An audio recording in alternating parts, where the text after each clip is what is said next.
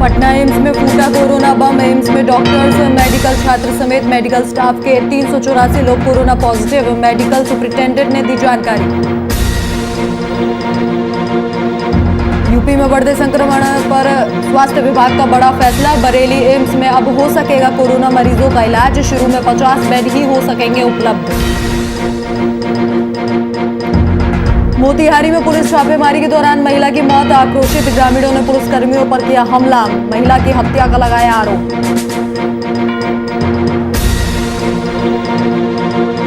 और समस्तीपुर में पुलिस को मिली बड़ी सफलता। अनु तिवारी हत्याकांड के मुख्य आरोपी समेत 3 गिरफ्तार। 26 मार्च को हुआ था हत्याकांड।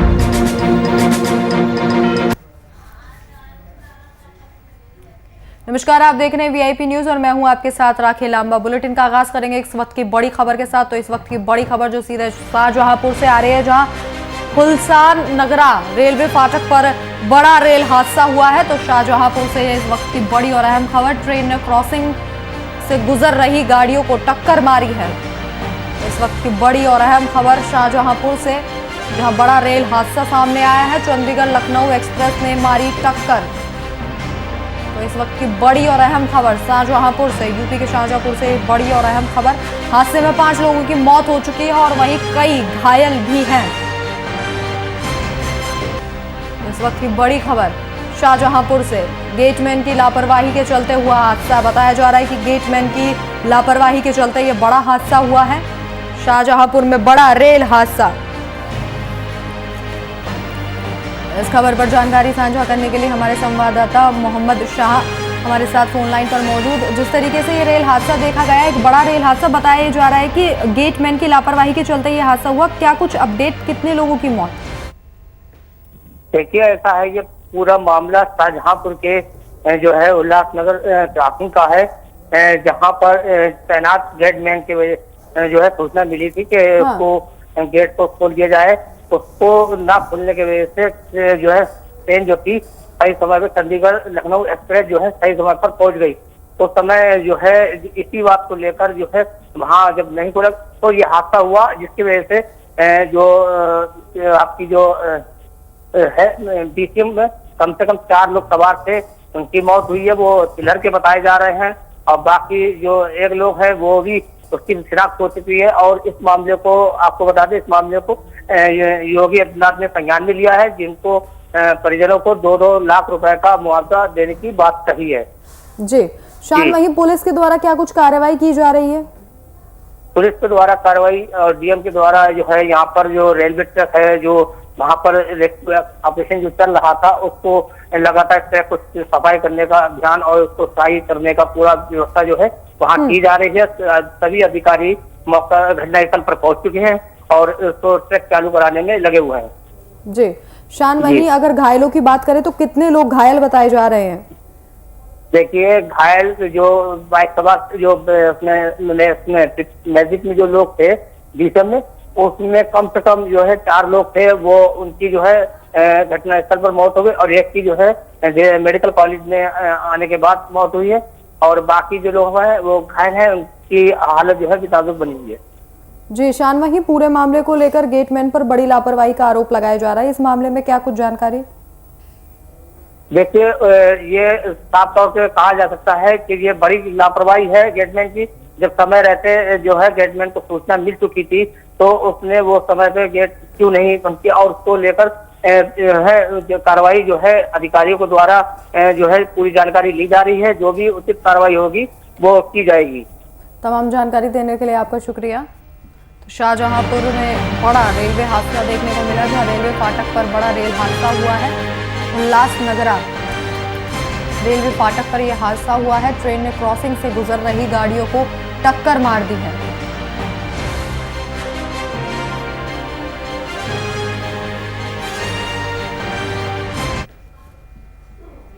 वहीं बिहार के सबसे बड़े अस्पताल पीएमसीएच और एनएमसीएच के बाद अब पटना एम्स में भी बड़ी संख्या में डॉक्टर्स कोरोना संक्रमित हो गए हैं। पटना एम्स में दूर दूर से लोग इलाज कराने आते हैं। इस अस्पताल में nursing staff, medical students, doctors के अलावा आउटसोर्सिंग को मिलाकर कुल 3800 की संख्या है, जिनमें से डॉक्टर्स, मेडिकल स्टाफ मिलाकर कुल 384 लोग पॉजिटिव पाए गए हैं। Medical superintendent Patna doctor CM Singh ने संक्रमित होने की जानकारी दी। एम्स इतनी बड़ी संख्या में डॉक्टर्स और स्वास्थ्य कर्मचारियों के कोरोना संक्रमित होने से हड़कंप मच गया है। अब आप इसी बात से अंदाजा लगा सकते हैं कि स्थिति कितनी भयावह है। 1000 बेड की क्षमता वाले पटना एम्स में अभी वर्तमान में 200 कोविड मरीज भर्ती हैं। अत्याधुनिक मशीन से लेस इस अस्पताल में भी अब डॉक्टर्स की कमी महसूस की जा रही है।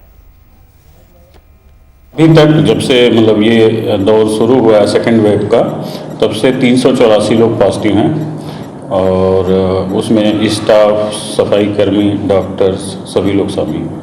क्या लगता है कुल कितने स्टाफ हैं और कितने संक्रमित हैं? करीब 3800 के करीब हमारे पास स्टाफ हैं, उसमें 384 संक्रमित हैं। इतनी बड़ी संख्या में संक्रमित होने के बाद सर थोड़ी सी परेशानी तो बढ़ी है। ऑब्वियसली जब हमारा वर्कफोर्स जब संक्रमित होता है तो 10 दिन के लिए, 14 दिन के लिए वो काम पे नहीं आ पाता है, तो मैनेज करना थोड़ा मुश्किल होता है। लेकिन ये है कि जो बचे हुए वर्कफोर्स हैं हम लोग उससे मैनेज कर रहे हैं चीज़ों को। खबर पर जानकारी साझा करने के लिए हमारे संवाददाता कुमार गौतम फोन लाइन पर मौजूद। कुमार, जिस तरीके से लगातार मरीजों की संख्या बढ़ रही है, वहीं अगर डॉक्टर भी कोरोना संक्रमित अब पाए जा रहे हैं, तो ऐसे में मरीजों की जान पर एक बड़ा खतरा है। बिल्कुल, और ये खतरा उस वक्त जब लगातार संक्रमण की सुनामी है। बिहार में 12,000 से अधिक संक्रमण की संख्या है, मरीजों की संख्या है। राजधानी पटना की देखिए, राजधानी पटना में 3000 के करीब नए मरीज हैं और ऐसे में स्वास्थ्य सेवा जो है पूरी तरीके से चरमरा गई है। बता दें आपको कि बिहार में अब तक 55 की मौत हो चुकी है। कोरोना से बिहार के स्वास्थ्य सेवाएं ठप है और संक्रमण की वजह से मरीजों के जो आंकड़े हैं, मृत्यु दर है, वो बढ़ गई है। ऐसे में सब कुछ अस्पताल प्रशासन के ऊपर है, डॉक्टर के ऊपर है, नर्सेज हैं, जो इवन की जो डाटा एंट्री ऑपरेटर हैं, जो लगातार मरीजों की जांच कर रहे हैं, वो जांच के दौरान संक्रमण के शिकार हो जा रहे हैं और लगभग 90% जो राजधानी पटना के डॉक्टर हैं वो संक्रमण के शिकार हो गए हैं। तो ऐसे में सरकार के लिए, स्वास्थ्य विभाग के लिए सबसे बड़ी चिंता इस बात की है कि उनके बदले में उनके सब्स्टिट्यूट में किनकी तैनाती की जाए।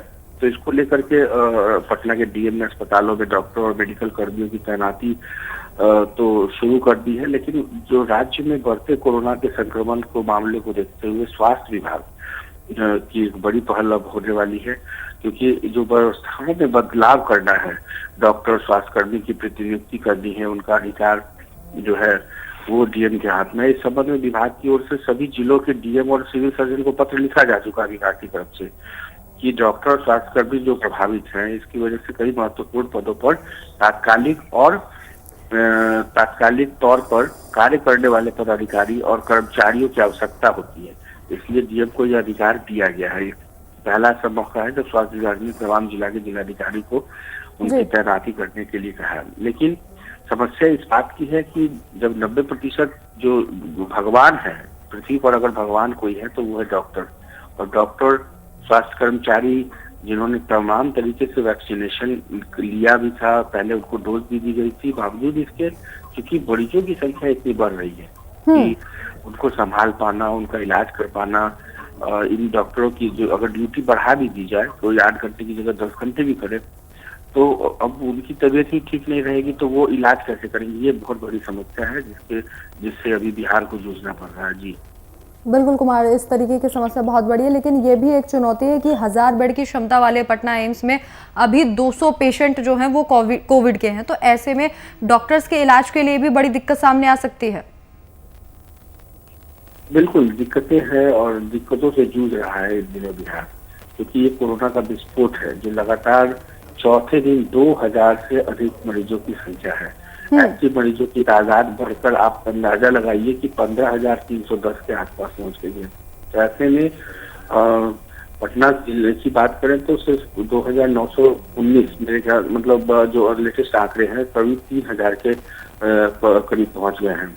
एनएमसीएच में 241 बेड खाली है, लेकिन जो बाकी सरकारी अस्पताल हैं वो फुल हैं। तो ये एक चिंता का विषय है। एनएमसीएच को छोड़ दिया जाए तो इतने मरीजों 241 बेड को भी फुल होते वक्त नहीं लगेगा। इसलिए ये बहुत जरूरी है कि अब पंचायत स्तर पे अस्पताल कैसे हो ये देखना होगा, क्योंकि सारे मरीज अगर राजधानी पटना पहुंच जाएंगे या जिले के जिला मुख्यालय में रहेंगे, तो पंचायत स्तर तक पर अगर सरकार ये सुनिश्चित करे कि कोई ऐसा अस्पताल जो हर पंचायत में हो, जहाँ से मरीजों को बाहर नहीं ले जाना पड़े, ऐसी व्यवस्थाएं करनी पड़ेगी। क्योंकि सरकार ने पिछले 1 साल में कोई सबक नहीं सीखा। आज देखिए जो स्थितियां हैं वो इतनी गंभीर हैं कि अब इसका अंदाजा लगाइए कि भयावह स्थिति है कि लगातार मरीजों की संख्या बढ़ रही है, अस्पताल में बेड जो है वो फुल हो चुके हैं। तो अब उपाय सिर्फ और सिर्फ यही है कि जिस पंचायत में ESIC अस्पताल बना है, वहाँ की पूर्व मुखिया और सहित जो मुखिया है उन लोगों के सहयोग से ही अब पंचायत स्तर पे ये व्यवस्थाएं की जा सकती है। तो कहीं ना कहीं अब पंचायत स्तर पे अगर जब तक अस्पताल की व्यवस्था नहीं होगी बहुत मुश्किल है, क्योंकि संभावना और जो इस वक्त है वो लगातार कोरोना विस्फोट का है और अभी कमने का आंकड़ा नाम नहीं ले रहा है। ये बहुत बड़ी चिंता की बात है। बिल्कुल कुमार, जिस तरीके से 384 जो कर्मचारी है वो संक्रमित पाए गए हैं, तो ऐसे में डॉक्टरों की को कमी होगी ही होगी, मरीजों की जान को भी खतरा होगा। इसी के साथ ये भी जरूरी है यहाँ पर जानना कि जो प्रशासन है उसके द्वारा क्या कुछ इंतजाम किए जा रहे हैं जो कोरोना संक्रमित मरीज हैं उनके लिए और जो कोरोना संक्रमित डॉक्टर हैं उनके लिए। देखिए, जो कोरोना संक्रमित डॉक्टर है ये पहला ऐसा मौका नहीं है, इसके पहले भी संक्रमण के शिकार हुए हैं पहले फेज की अगर बात कर लें। लेकिन दिक्कतें वहाँ है कि जब इस बार की जो मरीजों की जो संख्या है, संक्रमण का जो दायरा है वो एक तरीके से अनलिमिटेड होता जा रहा है। इसलिए यहाँ आपको बता दें कि NMCH के अधीक्षक ने जो अब जो आवेदन दिए थे वो ऑक्सीजन की कमी को लेकर के दिए थे, लेकिन अब डॉक्टरों की कमी के लिए आवेदन दिए जा रहे हैं कि भाई अब अस्पताल में डॉक्टर ही अगर बीमार पड़ जाएंगे या वो अगर होम आइसोलेशन पर या क्वारंटीन हो जाएंगे तो उनके सब्स्टिट्यूट के लिए तमाम जूनियर डॉक्टरों को तैनात किया जाएगा। ये बात सही है, लेकिन अभी अगर 1-2 दिनों के अंदर ये व्यवस्थाएं अगर नहीं बदली या तो फिर बहुत दिक्कत हो सकती है। लेकिन अच्छी खबर एक ये भी है कि कोरोना वैक्सीन की जिन्होंने दूसरी डोज ली है, अगर इन डॉक्टरों को, स्वास्थ्य कर्मियों को जिन्होंने दूसरी डोज ली है उसमें 99% लोग संक्रमित नहीं हुए हैं। यानी कहीं ना कहीं दूसरी डोज अगर कंप्लीट रूप से मिल जाती तमाम डॉक्टरों को, स्वास्थ्य कर्मियों को अगर टीका लगा दिया जाता तो शायद इससे बचा जा सकता था। तो कहीं ना कहीं सरकार की ये जो नाकामी है या विभाग की जो ये पहल है, ये शायद टीका लेने के दौरान जिस तरह से शुरुआत हुई IGIMS में और सभी स्वास्थ्य कर्मियों को, स्वच्छता कर्मियों को, डॉक्टर को, नर्स को, टेक्नीशियन को, तो उन्होंने अगर दूसरी डोज ली होती तो शायद ये संक्रमण का खतरा 99% कम होता। लेकिन हालात अभी ये है कि पहली डोज के बाद 90% जो अस्पताल कर्मचारी हैं वो संक्रमण के शिकार हो गए हैं। बिल्कुल कुमार, जिस तरीके से 384 लोग कोरोना संक्रमित है, तो ऐसे में अस्पताल प्रशासन की भी जिम्मेदारी बढ़ जाती है कि मरीजों की जो जान है उसको ठीक से बचाया जा सके और इसके साथ ही जो भी कमियां हैं उनको दूर किया जा सके। तमाम जानकारी हमारे साथ साझा करने के लिए आपका शुक्रिया।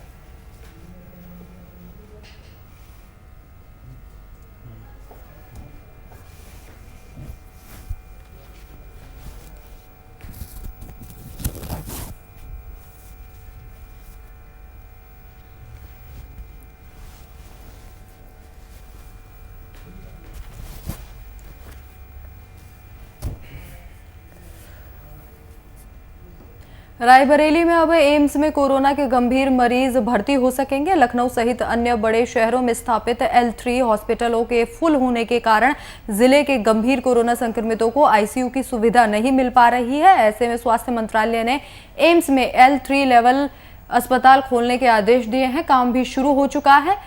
शुरू में 50 बेड होंगे, 10 बेड का ICU भी उपलब्ध कराया जाएगा। खास बात यह है कि अब तक एम्स में सिर्फ OPD सेवा ही शुरू हो सकी थी, अब तक मरीजों को भर्ती नहीं किया गया था। ऐसे में एम्स में पहला मरीज जो भी भर्ती होगा वो कोरोना संक्रमित होगा। जिले में L3 लेवल का अस्पताल न होने पर गंभीर कोरोना संक्रमित मरीजों को इलाज के लिए मिम्स बाराबंकी या फिर लखनऊ के KGMU और SGPGI रेफर किया जाता है।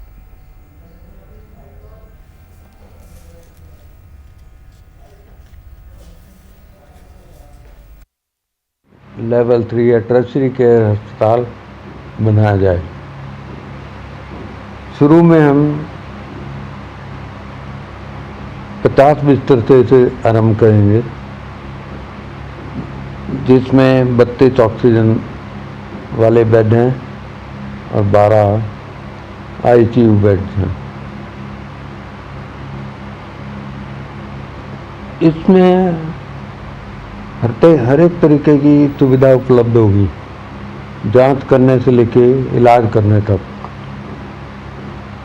और हमारी कोशिश यही रहेगी कि मरीज यहाँ से ठीक होकर जाएं। और जानकारी साझा करने के लिए हमारे संवाददाता असद खान फोन लाइन पर मौजूद। असद, अब रायबरेली के एम्स में पहला कोरोना मरीज एडमिट होगा और इसी के साथ ये बताया जा रहा है कि लखनऊ की तरह ही उसका इलाज किया जाएगा।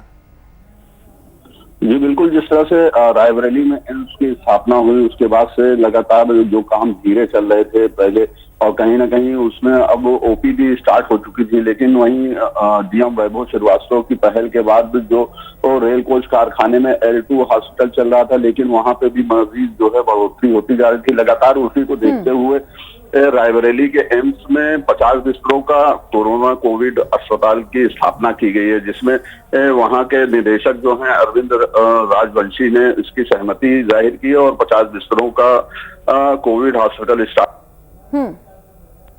असद, कहीं ना कहीं रायबरेली में रहने वाले लोगों के लिए भी जिस व्यक्ति को कॉल किया है वो राहत की खबर है कि जिस तरीके से लगातार पहले लखनऊ में भर्ती किया जाना रहता था और अब रायबरेली में ही रहकर लोगों को बेहतर इलाज मिल सकेगा।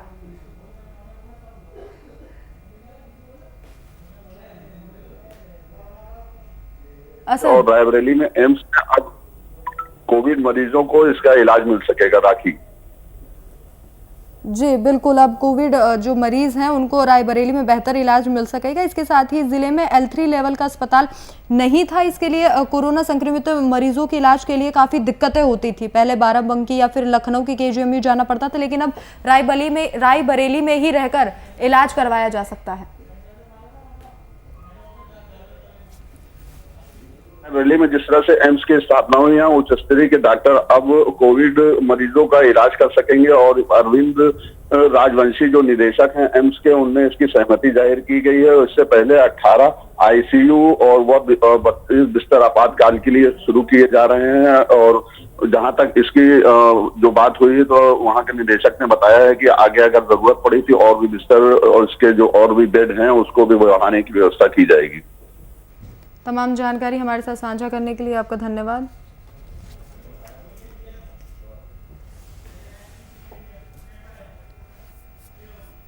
वहीं सहरसा में भी कोरोना की दूसरी लहर का कहर लगातार जारी है। इसे देखते हुए जिला अधिकारी कौशल कुमार ने वीडियो संदेश जारी कर लोगों से सतर्क रहने की बात कही।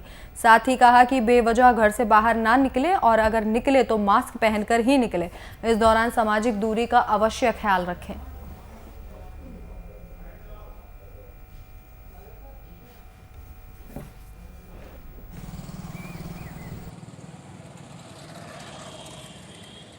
दिनांक 21/4/2021 को सहरसा जिले का कोविड-19 का अद्यतन प्रतिवेदन इस प्रकार है। कल दिनांक 20/4/2021 को 245 नए पॉजिटिव केसेज मिले हैं।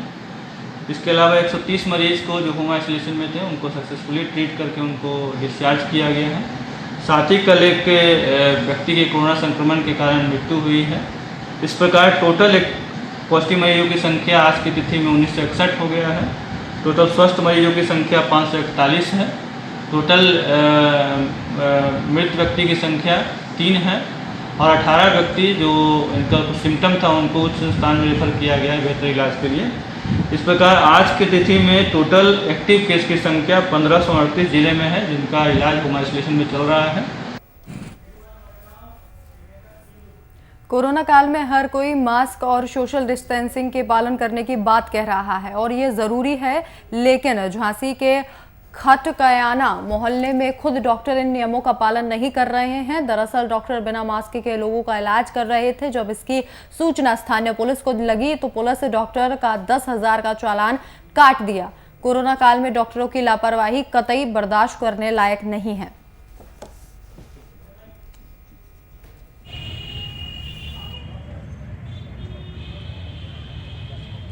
ये प्रतिदिन जो है शासन की गाइडलाइन है कि जो कोविड-19 के तहत जो गाइडलाइन जारी की गई है उसके अनुसार जनपद झांसी में जिलाधिकारी महोदय के निर्देश पर रात्रि 8 बजे से सुबह 7 बजे तक 6 बजे तक दुकानें जो हैं बंद रखने का आदेश किया गया है। उसके अनुपालन में प्रत्येक दिन बिना मास्क लगाए हुए चलने वालों के विरुद्ध अभियान चलाया गया है, जिसमें कल थाना प्रभारी कोतवाली द्वारा मास्क की चेकिंग के तहत एक व्यक्ति का 10,000 रुपये का चालान किया गया है। थाना प्रभारी द्वारा बताया गया कि ये चालान बिना मास्क और जो दुकानें समय के बाहर समय से आबद्ध रहते हुए न खोलने पर किया गया है। वहीं समस्तीपुर पुलिस को एक बड़ी सफलता हाथ लगी है। पुलिस ने अनु तिवारी हत्याकांड का खुलासा कर दिया है। इस मामले में पुलिस ने हत्याकांड के मुख्य आरोपी सहित 3 लोगों को गिरफ्तार कर लिया है। आपको बता दें कि 26 मार्च को वैनी ओपी थाना क्षेत्र के रेपुरा गांव में प्रखंड प्रमुख और एलजेपी नेत्री रविता तिवारी के पति अनु तिवारी की दिन दहाड़े घर में घुसकर अपराधियों ने गोली मारकर हत्या कर दी थी, जिसके बाद लगातार पुलिस छानबीन कर रही थी और अब पुलिस को एक बड़ी सफलता हाथ लगी है।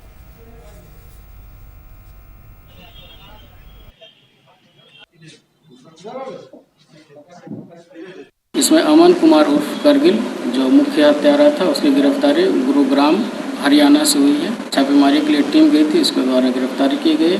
साथ ही इसमें जो 2 और इसके सहयोगी रहे थे, एक मौसेरा भाई और एक मामा है, उन दोनों की गिरफ्तारी भी हुई है। घटना में प्रयुक्त मोटरसाइकिल और हथियार भी बरामद हो चुके हैं, जिस संबंध में लक्ष्य कांड दर्ज किया जाएगा आर्म्स एक्ट का। और हत्या का कारण इसमें यह सामने आया है कि करगिल जो है मुख्य हत्यारा वो अपनी मां को नीलम देवी को पंचायत समिति चुनाव में खड़ा कर रहा था और इसके कारण अनु तिवारी से उसकी दुश्मनी हो गई थी। 10-15 दिन पहले ही उसको धमकी भी दिया गया था, जैसा ये बता रहा है कि बहुत फड़फड़ा रहा है इन शब्दों में, और इसी के कारण दोनों को भी दुश्मनी थी और मौका पाकर इसने अनु तिवारी और संतोष तिवारी की हत्या कर दी। इस खबर पर जानकारी साझा करने के लिए हमारे संवाददाता केसर खान फोन लाइन पर मौजूद हैं। केसर, जिस तरीके से अनु तिवारी हत्याकांड को लेकर लगातार पुलिस छानबीन में जुटी हुई थी और अब पुलिस के हाथ एक बड़ी सफलता लगी है जहां पुलिस ने आरोपियों को गिरफ्तार कर लिया है, क्या कुछ अपडेट?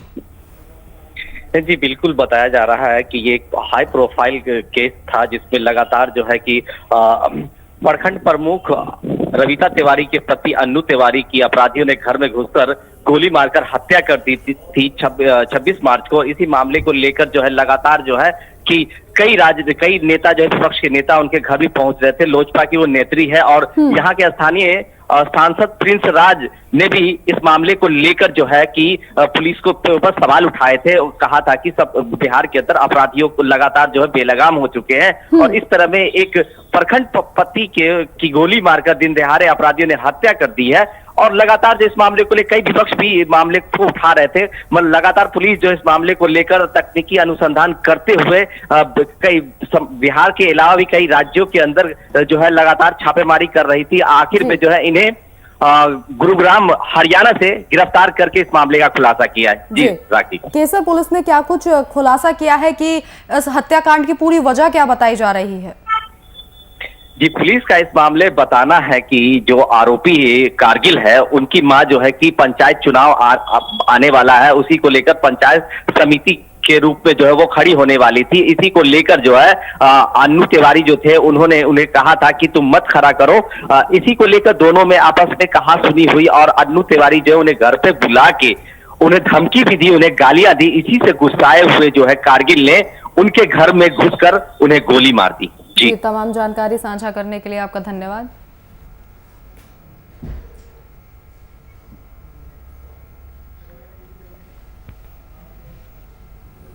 वहीं मोतिहारी के कोटवा प्रखंड क्षेत्र में पुलिस की छापेमारी के दौरान एक महिला की मौत के बाद लोगों का आक्रोश फूटा। आक्रोशित लोगों ने पुलिस टीम पर हमला कर दिया। हमले में कई पुलिसकर्मी जख्मी हो गए और ग्रामीणों को उग्र तेवर को देखकर पुलिसकर्मी जैसे तैसे वहां से अपनी जान बचाकर भागे। ग्रामीणों ने पुलिस पर महिला की हत्या करने का आरोप लगाया है। ग्रामीणों के अनुसार छापेमारी के दौरान पुलिस टीम ने पीट कर महिला की हत्या की है। हम अपने आया घर में, हम बोला कि देखिए बड़ा बाबू पूरे पंचायत से अब पता एक एक आदमी से कीजिए कि दारू हम बिक्री करते हैं। तो बोलता है कि नहीं तू दारू बिक्री करता है, तू बता। हम कहने हम बिक्री करबे नहीं करते हैं तो गलत कैसे बताएंगे हम। तब तक हमको 2-4 थप्पड़ मार दिया कोटवा ला बड़ा बाबू।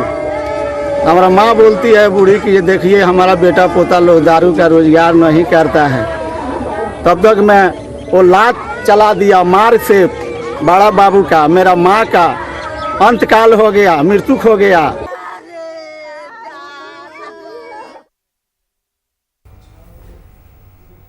यूपी के शाहजहांपुर में बुधवार को सिलेंडर में आग लगने से एक ही परिवार की 2 झोपड़ियां जलकर राख हो गई। मामला थाना सदर बाजार क्षेत्र के गदियाना इलाके का है।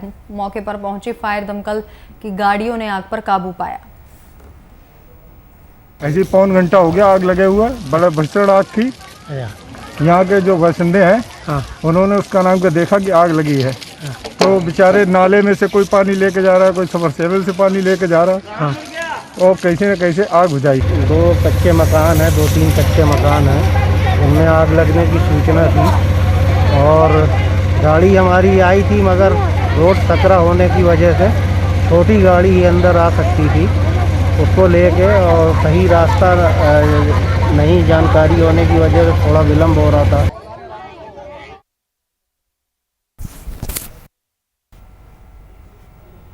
फिलहाल इस वक्त के बुलेटिन में मेरे साथ इतना ही। देश और दुनिया की तमाम बड़ी खबरों के लिए देखते रहिए VIP न्यूज़। नमस्कार।